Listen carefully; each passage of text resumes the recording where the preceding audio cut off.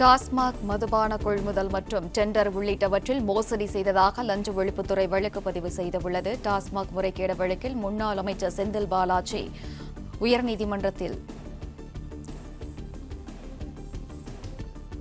முன்ஜாமீன் மனு அளித்துள்ள நிலையில் டாஸ்மாக் மதுபான கொள்முதல் மற்றும் டெண்டர் உள்ளிட்டவற்றில் மோசடி செய்ததாக லஞ்ச ஒழிப்புத்துறை வழக்கு பதிவு செய்துள்ளது. அண்மை செய்தியாக பார்த்து வருகிறோம்.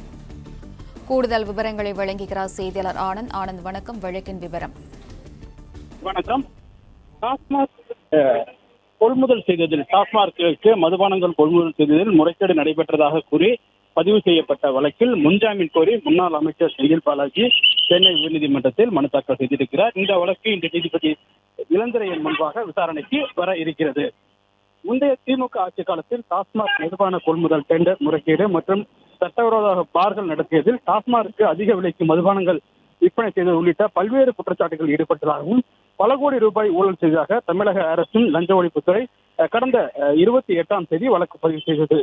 திமுக ஆட்சியில் மின்சாரம் மற்றும் மதுவிலக்குத்துறை ஆயத்துறை அமைச்சராக இருந்த செந்தில் பாலாஜி மற்றும் முன்னாள் நிர்வாக இயக்குநர் விசாகன், முன்னாள் மண்டல மேலாளர் ராமதுரைமுருகன், பன்னீர்செல்வம், செந்தில் பாலாஜியின் நெருங்கிய நண்பர்கள் ரத்தோஷ் ராஜ் மற்றும் நேர்முக உதவியாளர் பாஸ்கரன், கரூரை சேர்ந்த கரூர் கார்த்திக் உள்ளிட்ட 7 பேர் மீது வழக்கு பதிவு செய்தது.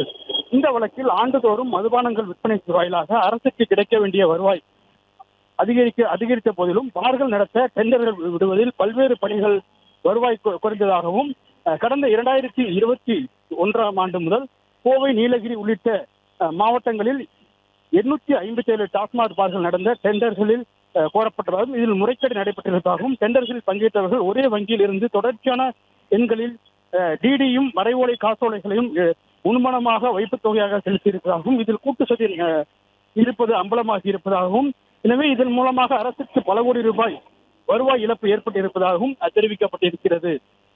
மேலும் 45 கிடங்குகளுக்கான டெண்டர் முறைகேடுகளில் ஈடுபட்டதால் சுமார் 143 கோடி ரூபாய் முறைகேடாக கையாளப்பட்டிருப்பதாக விசாரணையில் தெரிய வந்திருப்பதாகவும் எனவே இது தொடர்பாக லஞ்ச ஒழிப்புத்துறையின் சார்பில் வழக்கு பதிவு செய்யப்பட்டிருக்கிறது. இந்த வழக்கில் தமக்கு எந்த விதமான தொடர்பும் இல்லை எனவும் எனவே இந்த நிலையில் தமக்கு இந்த வழக்கில் முன்ஜாமீன் வழங்க வேண்டும் என கோரி முன்னாள் அமைச்சர் செந்தில் பாலாஜி சார்பில் மனு தாக்கல் செய்யப்பட்டிருக்கிறது. இந்த வழக்கு உயர்நீதிமன்ற நீதிபதி ஜி.கே. இளந்திரையன் முன்பாக இன்று 3வது வழக்கிற்காக விசாரணைக்கு பட்டியலிடப்பட்டிருக்கின்றது.